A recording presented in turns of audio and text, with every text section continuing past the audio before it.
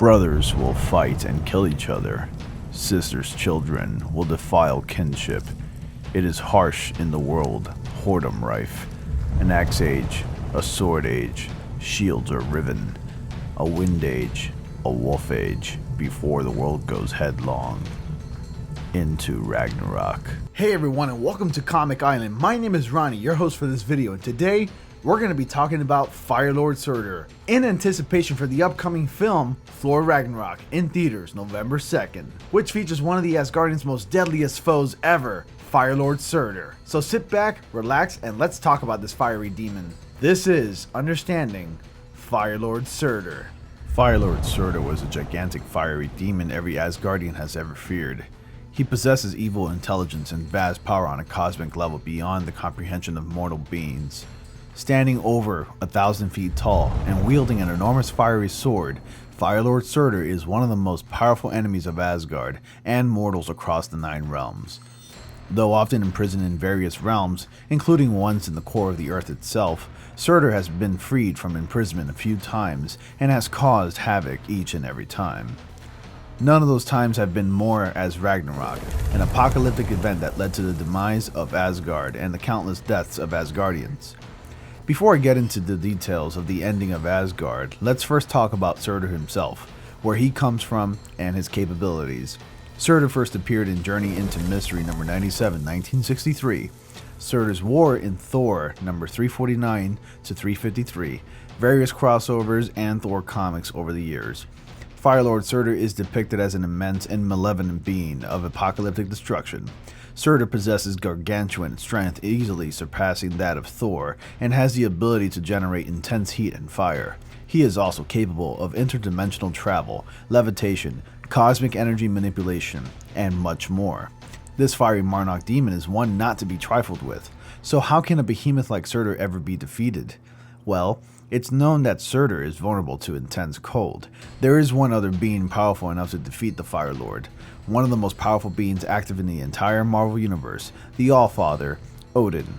Surtur's weapon of choice is the giant Twilight Sword, also known as the Sword of Doom. Forged from an unknown metal, this brilliant and powerful sword is capable of achieving incredible feats. The Twilight Sword can manipulate vast amounts of mystical energy, such as shattering dimensional barriers and inhibiting Odin's powers. To give an example of what the sword is capable of, other beings such as Loki have tapped into the power of the Twilight Sword and used it to turn Thor into a frog. Usually Thor is highly resistant to magic, so this is no simple feat. The Twilight Sword's power should not be underestimated. The origins of Fire Lord Surtur remain shrouded in mystery.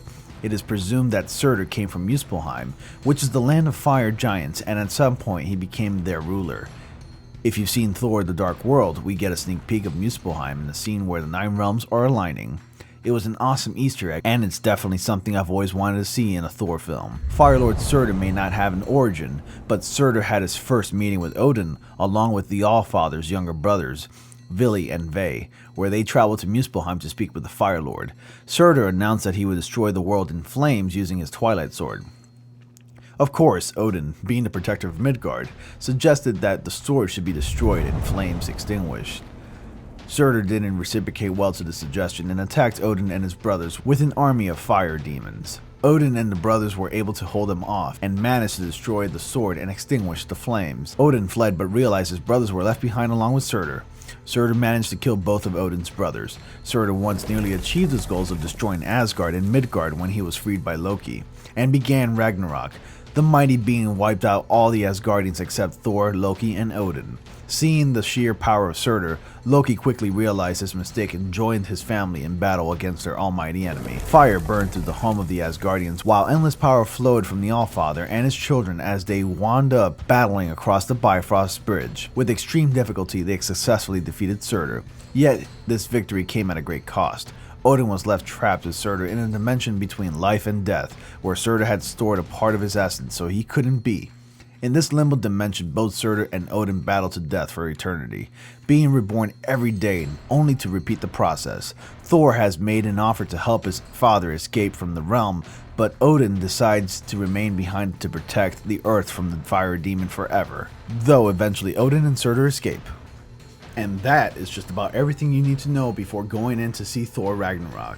I believe this film will have a lot of subplots and personal stories, including the death of Odin's brothers, which leads me to believe that we will see the true power of an Allfather on screen for the very first time. If you had to ask me what I'm most excited about to see in this film, it would be Hulk vs. Thor and Hulk vs. Surtur. Yes, this is a Thor film, but I believe the Hulk is going to steal the show in some way, shape, or form. I am definitely looking forward to the Hulk duking it out with Surtur. If you want to get really familiar with the comics most relevant to Thor Ragnarok, I suggest you read Thor number 340 to 353, World War Hulk, Planet Hulk, and Thor number 175 through 177. Remember that all of this information could be potential spoilers, especially the outcome of the final battle. But who knows, Marvel tends to take liberties with the source material and change things up.